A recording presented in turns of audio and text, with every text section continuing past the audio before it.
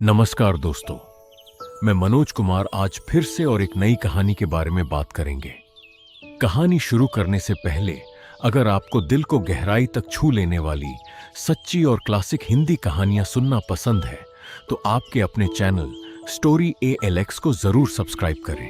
आपका एक छोटा सा प्रयास यानी एक क्लिक हमें और भी बेहतरीन, नायाब और लंबी कहानियां आप तक लाने की नई ताकत और प्रेरणा देता है।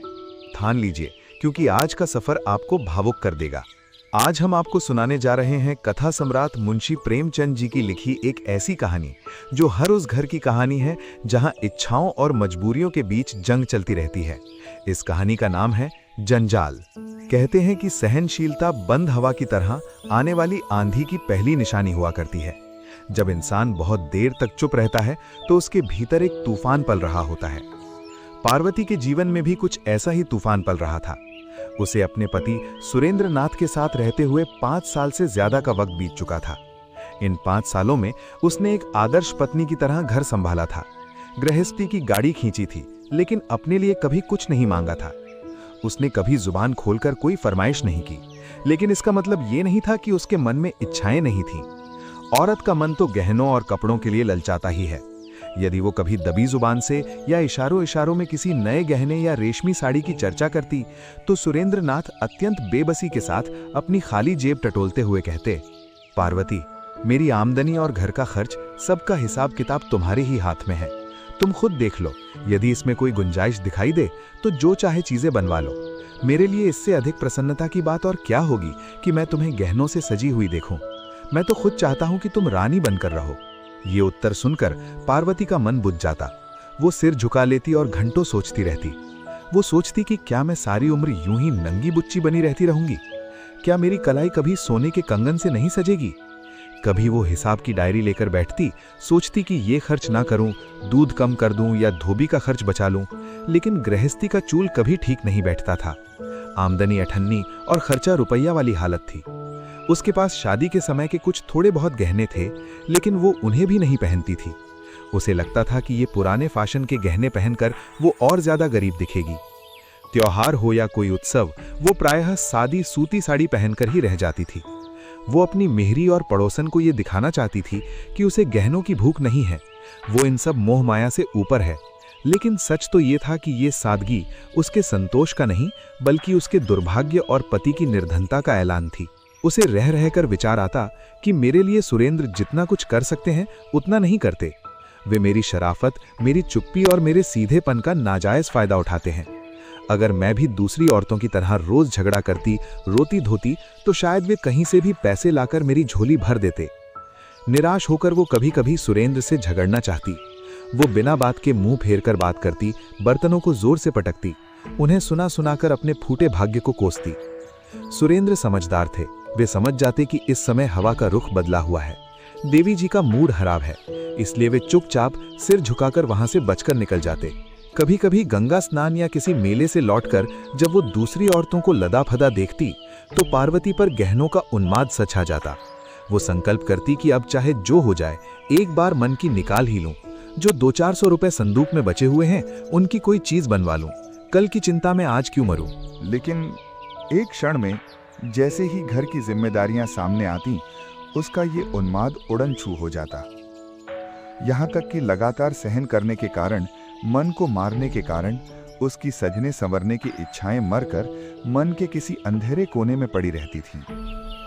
मगर आज 5 साल के बाद वो मरी हुई इच्छा फिर से जागृत हुई है। और जब कोई दबी हुई इच्छा जागती है तो वो बहुत शोर मचाती है। इस इच्छा में सिर्फ बेचैनी नहीं है, बल्कि एक गहरी दुखदाई उदासी भी है। खबर आई है कि पार्वती के छोटे भाई की शादी होने वाली है। उसके मायके से बुलावा आया है। ये उसके सगे भाई की शादी है।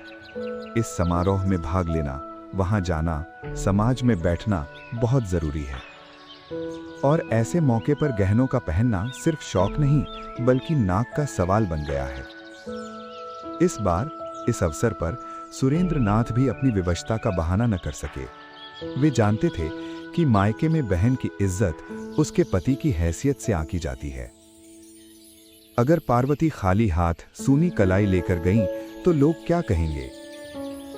शाम के समय जब सूरज ढल रहा था, सुरेंद्र बाहर से लपके हुए तेज कदमों से घर आए।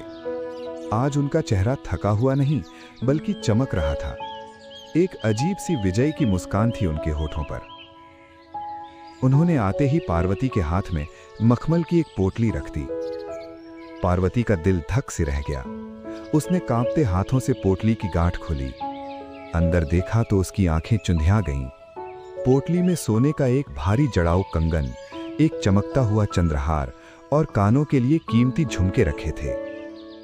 पार्वती खुशी से उछल पड़ी, लेकिन अगले ही पल वो कुछ सहम सी गईं। उसे सपने में भी उम्मीद नहीं थी कि सुरेंद्र, जो एक एक पैसे का हिसाब रखते हैं, उसके लिए इतनी और ऐसी कीमती चीजें लाएंगे। खुशी के बदले एक व्याकुलता, एक अनजाना भय उसके मन में बैठ गया। वो डरते डरते धीमी आवाज में बोली, ये कितने के हैं सुरेंद्र? पसंद तो है ना?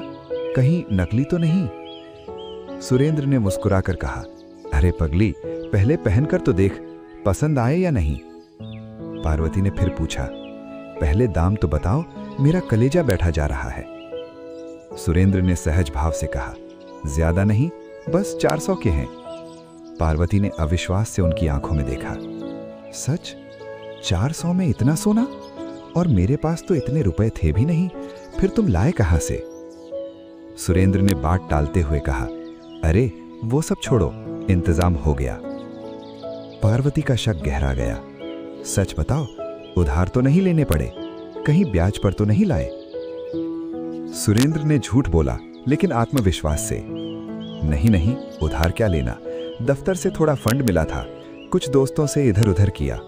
पार्वती ने गहनों को अपने गले से लगाकर देखा। आईने में अपनी सूरत निहारी।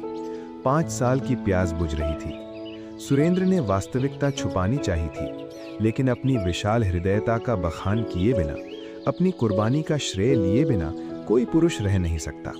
उन्होंने सोचा कि इसे क्या पता चलेगा कि इन गहनों के लिए मैं इस समय कितने भारी बोझ के नीचे दबा जा रहा हूँ। महाजन का ब्याज मेरी हड्डियों को चबा जाएगा।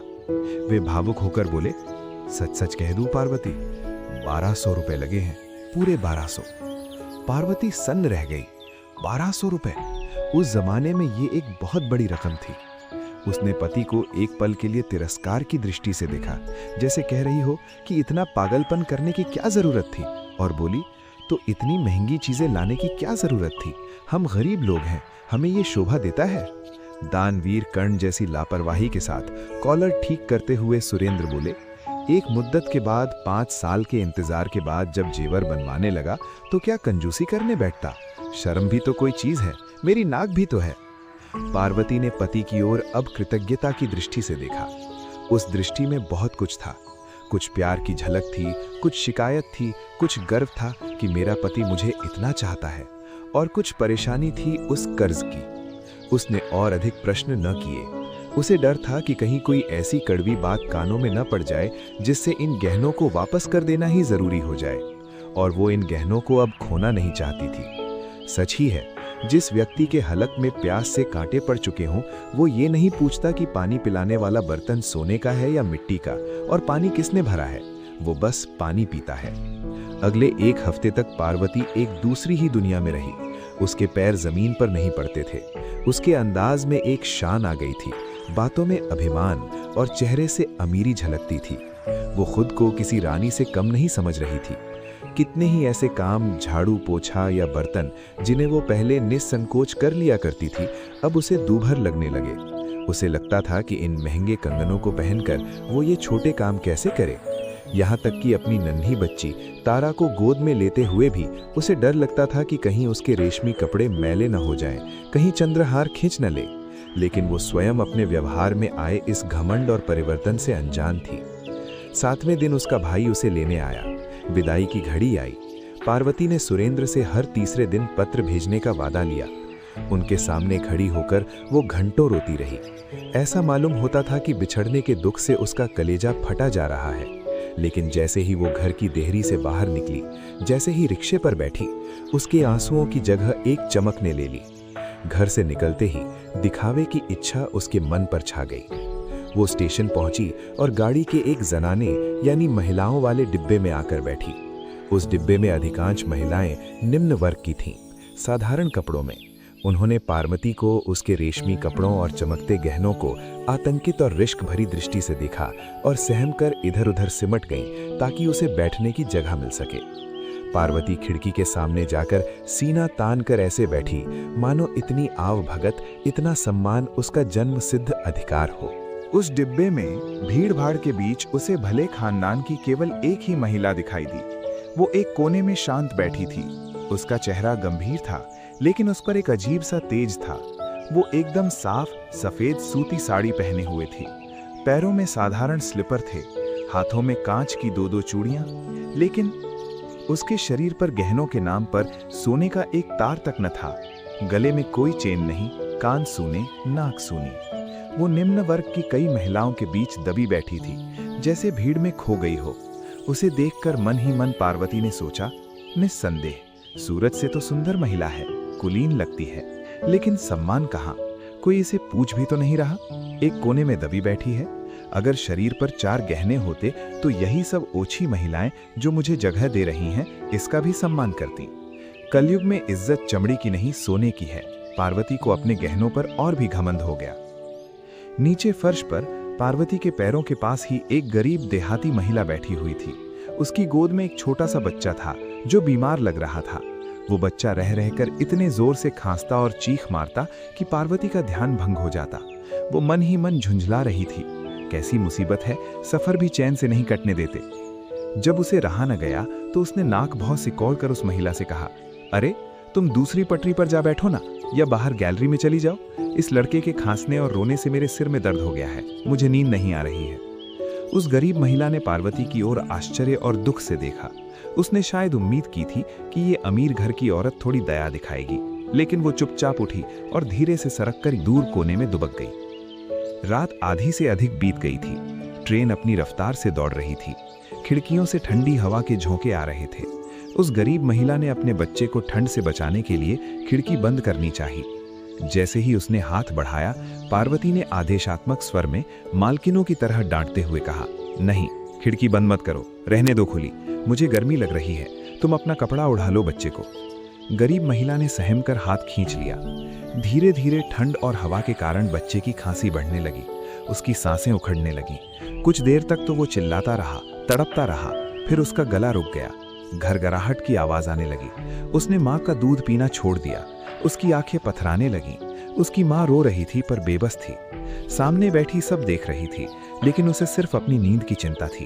तभी वो दूसरी महिला जो अब तक शांत बैठी थी, जिसे पार्वती ने गहनों के बिना अधूरी समझा था, वो अपनी जगह से उठी। वो उस गरीब महिला के पास आई और बिना किसी हिचकिचाहट के उस गंदे और बीमार बच्चे को अपनी गोद में ले लिया। उसने बच्चे का माथा छुआ, छाती देखी। बच्चे की हालत खराब थी। सीने पर कफ और बलगम जमा हुआ था। लगता था कि निमोनिया की शुरुआत है और ठंड ने उसे जकड़ लिया है। उस महिला ने फौरन अपना बक्स खोला। उसमें कपड़े नहीं, दवाइयां थीं। उसने एक शीशी निकाली और हवा से बचाकर अपने आंचल की आड़ में बच्चे के सीने पर तेल से हल्के हाथ से मालिश करने लगी। उसके हाथों में एक जादू था, एक ममता थी। फिर दूसरी शीशी से एक चम्मच दवा निकालकर बच्चे के हलक में डाली। गाड़ी की सब महिलाएं जो अब तक सो रही थीं या तमाशा देख रही थीं, आकर बच्चे के निकट खड़ी हो गई। निरंतर 1 घंटा, हाँ पूरे 1 घंटे तक वो भली महिला उस अनजान बच्चे की सेवा करती रही। कभी मालिश करती, कभी उसे थपकती, कभी अपनी शॉल से उसे ढकती। फिर उसने अपने बक्से से एक फलालैन का गर्म कपड़ा निकालकर बच्चे के सीने पर बांध दिया। गर्माहट मिलते ही बच्चे की जकड़न खुली। बच्चा जो मौत के मुंह में जा रहा था, अब शांत होकर सो गया। वो महिला रात के 3 बजे तक बच्चे को अपनी गोद में लिए बैठी रही। वो अपनी नींद भूल गई, अपना आराम भूल गई। वो हर 1 घंटे पर उसे दवा पिलाती रही। सुबह होते होते बच्चे ने आंखें खोली और दूध पीना शुरू किया। उसके गले की घरघराहट बंद हो गई थी। बच्चे की माँ उस देवती समान महिला के पैरों पर गिर पड़ी। वो रो रो कर आंसुओं से उसके पैर धोते हुए उसे धन्यवाद देने लगी। दीदी, तुम न होती तो आज मेरा लाल नहीं बचता। तुम साक्षात देवी हो। इलाहाबाद स्टेशन आया। गाड़ी रुकी। पार्वती और वो सीधी साधी महिला दोनों को यहीं उतरना था। पार्वती ने कुली को आवाज लगाई, उसका भाई जो उसे लेने आया था कुलियों को पुकारने लगा। लेकिन स्टेशन पर भीड़ थी, कोई कुली नहीं मिल रहा था। मजबूरन पार्वती को ही अपनी शान के खिलाफ जाकर अपने भारी संदूक, बिस्तर और पोटलियां उतार उतार कर भाई को देने पड़े। इस चक्कर में उसकी कीमती रेशमी जैकेट कील में फंसकर चिर गई, उसका मुंह बन गया। उधर उस गंभीर सीधी साधी महिला ने जैसे ही अपना बिस्तर उठाया तो लपक कर एक महिला ने उसके हाथों से बिस्तर छीन लिया। ये वही गरीब महिलाएं थीं। दूसरी ने उसका भारी संदूक अपने सिर पर रख लिया, तीसरी ने उसका दवाओं का बक्स उठाया। पूरा का पूरा जत्था उसे छोड़ने के लिए तैयार हो गया। कई महिलाएं उसे धर्मशाला तक पहुंचाने के लिए उसके पीछे पीछे चल पड़ी। बीमार बच्चे की मां बार बार उसके आगे हाथ जोड़ती, उसकी धूल लेती। दूसरी महिलाएं भी उससे गले मिल रही थीं, रो रही थीं। ऐसा लगता था मानो वे किसी अपने सगे, किसी आत्मीय से बिछड़ रही हों। लेकिन किसी ने पार्वती की बात भी न पूछी, किसी ने उसकी तरफ देखा भी नहीं, बल्कि उसके जाने से सब महिलाओं को एक सच्ची खुशी हुई, मानो सिर से एक बला टल गई हो, एक मुसीबत गई हो। अब उन्हें जरा कमर सीधी करने की जगह तो मिलेगी। बीमार बच्चे की मां ने तो जाते जाते उसे घृणा और नफरत की दृष्टि से देखा और मन ही मन उसे जी भरकर कोसा होगा। पार्वती ने मन में अपनी जलन को शांत करने के लिए कहा, इस सीधी साधी औरत ने तो गवारों पर अच्छा ही रंग जमा लिया। सभी महिलाएं इसकी नौकर बन गई, मानो कोई जादू टोना या मंत्र ही फूंक दिया हो। इन अनपढ़ गवारों के बीच तो ऐसा हो सकता है, लेकिन किसी भले घर में, किसी ऊंची सोसाइटी में इसे कौन घास डालेगा? वहां तो कपड़ों और गहनों से ही पहचान होती है। वो अपनी हार को मानने को तैयार नहीं थी। पार्वती का मायका शहर से सटी एक ऐसी अजीब बस्ती में था जिसे न पूरी तरह शहर कह सकते थे, न देहात। वहां शहर की तो एक भी सुविधा न थी, न बिजली, न नल, न पक्की सड़कें, मगर देहात के सभी कष्ट मौजूद थे। वहां का दूध शहर वाले पी जाते थे, सब्जी शहर चली जाती थी। पार्वती के पिता के पास कुछ जमीन थी, लेकिन वे मजदूरों की कमी के कारण खेती न कर सकते थे। उसके दोनों भाई अंग्रेजी पढ़ते थे और वकालत का सपना देखते थे। उन्हें खेती करना अपनी शान के खिलाफ लगता था। बेटी का ठाट बाट, उसके गहने और रेशमी साड़ियां देखकर पार्वती की मां फूली न समाई। उसकी छाती गर्व से चौड़ी हो गई। उसकी दुनिया उन्हीं गिने चुने मकानों और उनके निवासियों तक सीमित थी। वहां के गहने, कपड़े, शादी ब्याह, झगड़े टंटे ही उसके अस्तित्व की धुरी थे। वो सुबह शाम उन्हीं की बातें करती थी। मोहल्ले में किसी के घर बच्चा पैदा होना उसके लिए पनामा नहर के उद्घाटन से भी बड़ी घटना थी, और किसी के घर में एक नए कंठे का बनना दिल्ली के निर्माण से कहीं अधिक शानदार खबर थी। पार्वती को देखकर वो बाग बाग हो गई। उसे साथ लेकर वो तुरंत पड़ोसन के घर गई ताकि बेटी की दौलत की नुमाइश कर सके। जो भी उसके कंगन और चंद्रहार को देखता लोटपोट हो जाता। अरे वाह, क्या चमक है, ऐसा तो हमने कभी नहीं देखा। माँ सामने वाले की हैसियत देखकर उन गहनों का मूल्य बढ़ा चढ़ाकर बताती। कभी कहती 2000 के हैं तो कभी 2500। 2-3 दिन तक पूरे मोहल्ले में उन गहनों की नुमाइश हुई। पार्वती का सिक्का जम गया, उसका रौब बैठ गया। पार्वती की चाल ढाल से अब एक अलग ही शान टपकती थी। वो खाना खाने बैठती तो नाक से कोड़ लेती, माँ घी बेस्वाद है, डालडा तो नहीं। पानी पीती तो मुंह बनाकर कहती, बर्फ नहीं है क्या, इतना गर्म पानी कैसे पीऊं। माँ सबको, हर आने जाने वाले को सुना सुना कर गर्व से कहती, भला इनसे पूछो घर का ससुख यहाँ कहाँ मिलेगा। वहाँ ससुराल में तो रानी बनकर रहती है, अपने मन का खाती थी, अपने मन का पहनती थी। यहाँ गरीब गृहस्थी में तो मोटा महीन सब मिलेगा, मगर बेचारी में जरा भी ऐंठ नहीं है। देखो कैसे एडजस्ट कर रही है, वही पुराना स्वभाव है, वही अल्हड़पन। पार्वती की नन्ही बिटिया तारा भी पूरे मोहल्ले की गुड़िया बनी हुई थी। सभी छोटे बड़े उसे गोद में उठाते और प्यार से चूमते। कोई पूछता, बेटी ये सोने की हंसली हमको दे दो, तो तारा अपनी तोतली बोली में गर्दन हिलाकर कहती, ना हमली है, पापा लाए हैं। कोई पूछता, बेटी ये कड़े किसने बनवाए हैं, तारा इतरा कर कहती, मेरे बाबूजी ने, बहुत पैसे वाले हैं। बच्चे भी वही बोलते हैं जो वो अपने बड़ों से सुनते हैं। शादी का दिन निकट आ गया, रस्म रिवाज शुरू हो गए, ढोलक बजने लगी, मोहल्ले की औरतें बन सवर कर आने लगी। हर कोई अपनी सबसे अच्छी साड़ी पहन कर आया, लेकिन पार्वती उन सब के बीच हीरा लग रही थी, बाकी सब पीतल लग रही थी।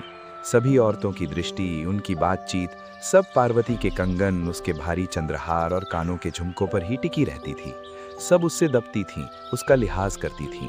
अगर पार्वती दिन को रात कहे तो सब हाँ में हाँ मिलाती थीं। पार्वती को ये सम्मान, ये झूठी इज्जत केवल अपने गहनों के बल पर ही मिल रही थी और वो इस नशे में चूर थी। बारात चलने के दिन न्योते में सुरेंद्र नाथ भी आए। जब भी शाम के समय भीड़ से बचकर घर के अंदर गए तो पार्वती ने मुस्कुराकर बड़े प्यार से उनका स्वागत किया। उसने कहा, आज जी चाहता है कि तुम्हारी पान फूल से पूजा करूं, तुम्हारी आरती उतारूं। मुस्कुराकर सुरेंद्र ने कहा, क्यों भाई, आज ऐसा क्या हो गया, मक्खन लगा रही हो? पार्वती बोली, नहीं, सच कहती हूँ, इस समय मन यही चाहता है। तुम्हारे इन गहनों ने मेरा बोलबाला कर दिया, मेरी इज्जत रख ली। सारे मोहल्ले में धाक जम गई है, सब की सब मेरे आगे पानी भरती हैं। अगर ये गहने न होते तो मुझे कोई पूछता भी नहीं। अपनी जमा पूंजी अपने घर में है, लेकिन नेक नामी मुफ्त में मिल गई। ऐसा सस्ता सौदा और क्या होगा? सुरेंद्र ने एक पल के लिए सोचा, फिर पछताते हुए बोले, मैं जानता कि इसका इतना असर होगा तो दो एक चीजें और ले लेता, भले ही कर्ज थोड़ा और बढ़ जाता। पार्वती की आंखों में लालच चमक उठा। ओह, तब तो सारे मोहल्ले में मैं ही मैं होती।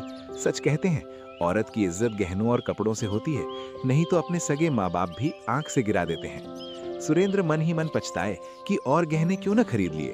भले ही 200-400 और उधार हो जाते, कम से कम इसकी लालसा तो मिटती, इसका मन तो भरता। पार्वती को मायके में रहते हुए 2 महीने हो गए। शादी का शोर थम गया। सुरेंद्र को दफ्तर से छुट्टी न मिली कि आकर ले जाते। धीरे धीरे मेहमान विदा हो गए, घर में सन्नाटा छा गया और उस सन्नाटे के साथ साथ पार्वती के गहनों का जादू भी उतरने लगा। धीरे धीरे पड़ोसन का आना जाना भी बंद हो गया। पार्वती के गहनों के 4 दिन के साम्राज्य का अंत हो गया।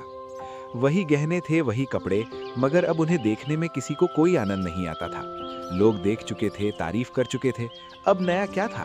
अब पूरे दिन पार्वती अकेली बैठी रहती, मक्खियां भिनभिनाती रहती। कभी कोई औरत मिलने आ भी जाती तो बस 2-4 बातें करके इधर उधर की हाँक कर अपनी राह लेती। किसी को भी अपने घर के कामकाज से फुर्सत न थी। ये अकेलापन, ये उपेक्षा पार्वती को बहुत अखरने लगी। मायके से उसका मन उचट गया। उसे पता चल गया कि नित्य नए गहने बनते रहने से ही उसकी बात बनी रह सकती है। पुराने तमाशे को कोई मुफ्त में भी बार बार नहीं देखता। इज्जत गहनों की नहीं, नएपन की थी। और कोढ़ में खाज ये हुआ कि मोहल्ले के और भी कई घरों में उसके जैसे बल्कि उससे बेहतर गहने बनने लगे। यहाँ तक कि पड़ोस के एक मनचले शौकीन बनिए ने, जिसे नमक के काम में बड़ा भारी लाभ हुआ था, अपनी पत्नी के लिए कलकत्ते के बने हुए लेटेस्ट फैशन के कंगन और हार मंगवाए। उन गहनों की चमक ने पार्वती के गहनों का रंग फीका कर दिया। अब सब उस बनिए की पत्नी की तारीफ करते। पार्वती की रही सही बात भी जाती रही। रेत की दीवार भर भराकर ढह गई। एक दिन पार्वती अकेली उदास बैठी सुरेंद्र को पत्र लिख रही थी। मुझे यहाँ से ले जाओ, अब यहाँ जरा सा भी मन नहीं लगता। 2 दिन की छुट्टी मिले तो मुझे ले जाओ, नहीं तो मैं खुद चली आऊंगी। इतने में उसकी बचपन की सहेली बागेश्वरी उससे मिलने आई। बागेश्वरी पार्वती के साथ खेली कूदी थी। उसका ब्याह एक गरीब खानदान में हुआ था, जिस पर पार्वती कभी तरस खाया करती थी। लेकिन बागेश्वरी का पति किस्मत आजमाने रंगून बर्मा चला गया था। वहां उसने खूब पैसा कमाया। 4-5 साल के बाद जब वो लौटा तो अपनी पत्नी के लिए एक मोतियों का हार ले आया। असली सच्चे मोतियों का हार। बागेश्वरी आज ही अपने मायके आई थी और सीधे अपनी सहेली से मिलने चली आई। पार्वती ने जैसे ही उसके गले में वो दूधिया रोशनी बिखेरता हुआ मोतियों का हार देखा तो उसकी आंखें फटी की फटी रह गईं। उसने मन ही मन अंदाजा लगाया, 2000, कम से कम 2000 का होगा। पार्वती ने ऊपर से तो उसकी प्रशंसा की, वाह बहन क्या हार है, बहुत सुंदर है। लेकिन उसका दिल बैठा जा रहा था। उसके अंदर ईर्ष्या की आग लग गई थी। जैसे कोई ईर्ष्यालु कवि अपने किसी नौसिखिए प्रतिद्वंदी की कविता की प्रशंसा करने में कंजूसी करता है, वैसे ही पार्वती ने रूखे मन से तारीफ की।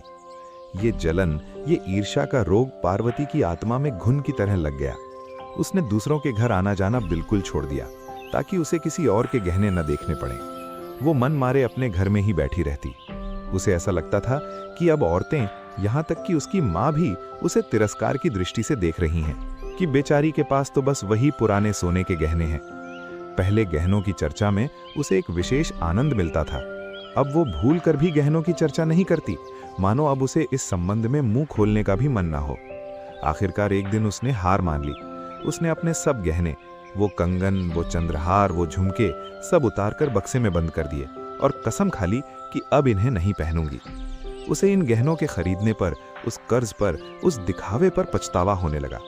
बेकार ही 1200 रुपए पानी में फेंके। दिखावे की चाह में जिंदगी के सुख चैन में बेकार खलल पड़ गया। मैं बिना गहनों के ही अच्छी थी। कम से कम ये जलन, ये हीन भावना तो नहीं थी। तीज का त्योहार आया। सावन की बहार थी।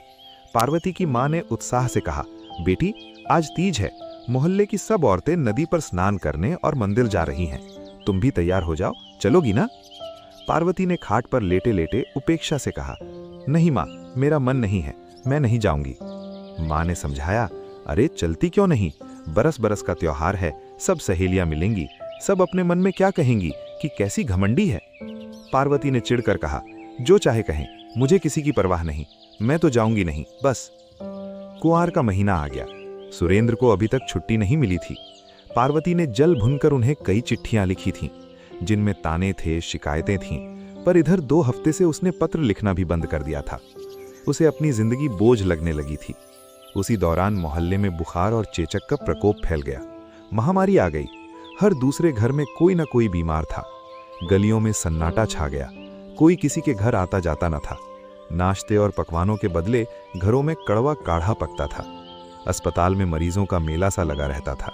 वैद्य और हकीम जो कल तक इंसान थे, अब पत्थर के देवता बने हुए थे। बिना मोटी फीस लिए नब्ज भी नहीं टटोलते थे। एक दिन शाम के वक्त पार्वती की मां ने आकर कहा, बेटी आज शीतला देवी हमारे मोहल्ले में आ रही हैं, चलो उनसे मिलाएं, शायद मन को शांति मिले। पार्वती ने बेरुखी से पूछा, शीतला देवी ये कौन है मां? मैं तो नहीं जानती, कोई नई माता आई हैं क्या? मां ने श्रद्धा से हाथ जोड़कर कहा, अरे तू नहीं जानती, मगर वो कभी कभी यहां आया करती हैं। औरत क्या है, साक्षात देवी ही हैं। पार्वती ने पूछा, करती क्या है, कोई चमत्कार दिखाती हैं? मां बोली, नहीं बेटी, यहाँ तो जब आती हैं बीमारों की दवा दारू करती हैं, उनकी सेवा करती हैं, और सबसे बड़ी बात, किसी से 1 पैसा भी नहीं लेती, बस सेवा करती हैं। पार्वती की दिलचस्पी जागी, तो घर की बहुत मालदार होंगी, शौक के लिए करती होंगी। मां ने कहा, नहीं रे, सुनती हूं कि सिलाई करके कपड़े सिलकर अपना गुजर बसर करती हैं, बहुत दुखियारी हैं। ब्याह के कुछ ही महीने बाद पति हैजे से मर गया, उसका मुंह तक ठीक से नहीं देखा था।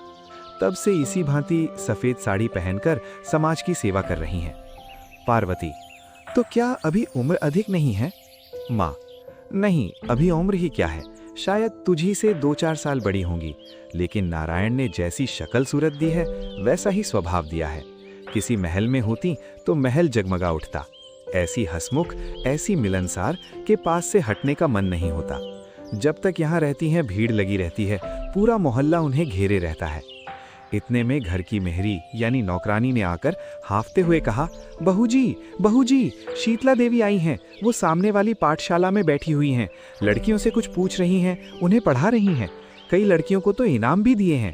मैं भी जाती हूँ, जरा उनके दर्शन कराऊं, मेरे बेटे को भी उन्होंने ही बचाया था। मां ने मेहरी को रोका, अरे तू पानी तो भर दे पहले, न जाने कब तक लौटेगी। मेहरी ने बाल्टी उठाते हुए कहा, अभी लौटी आती हूं काकी, कहीं ऐसा ना हो कि वो चली जाएं, उनके दर्शन दुर्लभ हैं। मेहरी के जाने के 1 घंटे बाद पार्वती की वही मोतियों के हार वाली सहेली बागेश्वरी दौड़ती हुई आई और बोली, चल बहन पार्वती, शीतला देवी से मिलाएं, मोहल्ले की सभी औरतें जा रही हैं, बड़ा नाम सुना है उनका। पार्वती को भी अब उत्कंठा हुई। उसने सोचा, देखूं तो सही कौन है ये देवी। उसने अपनी बेटी तारा को एक अच्छी सी झालरदार फ्रॉक पहना दी, लेकिन स्वयं वही सादी सी बिना इस्त्री की हुई सूती साड़ी पहनी। गहनों को तो उसने हाथ भी नहीं लगाया। बिना किसी श्रृंगार के वो शीतला से मिलने चल पड़ी। जब दोनों सहेलियां पाठशाला के मैदान में पहुंची तो देखा कि औरतों और बच्चों की भारी भीड़ जमा थी। बीच में जमीन पर एक साधारण सी दरी बिछी थी, उस पर शीतला देवी बैठी थी। वो बच्चों की नब्ज देख रही थी और अपने पुराने बक्से से निकाल कर दवा देती जा रही थी। पार्वती ने जैसे ही उन्हें देखा, वो ठिठक गई। ये वही महिला थी, वही ट्रेन वाली महिला, वही सफेद साड़ी, वही शांत चेहरा, वही बिना गहनों का शरीर। ऐसा लग रहा था मानो पेड़ों की छांव में एक उजला पवित्र कुंड हो, वैसा ही मौन, गंभीर, शांतिमय और सुंदर। शीतला की आंखों में एक गजब की चमक थी, एक आत्मविश्वास था। पार्वती ने देखा, इस औरत के सामने मैं कैसी निकृष्ट, कितनी छोटी लग रही हूं, और कुछ मैं ही नहीं, मोहल्ले की वे सभी औरतें जो गहनों से घोड़ी की भांति लदी हुई हैं, रेशमी साड़ियों में लिपटी हैं, वे सब इस साधारण सी औरत के सामने सेविकाओं की भांति, दासी की भांति खड़ी हैं। सब हाथ जोड़े उसकी एक नजर पाने को तरस रही हैं। पार्वती के मन में एक बिजली सी कौंधी।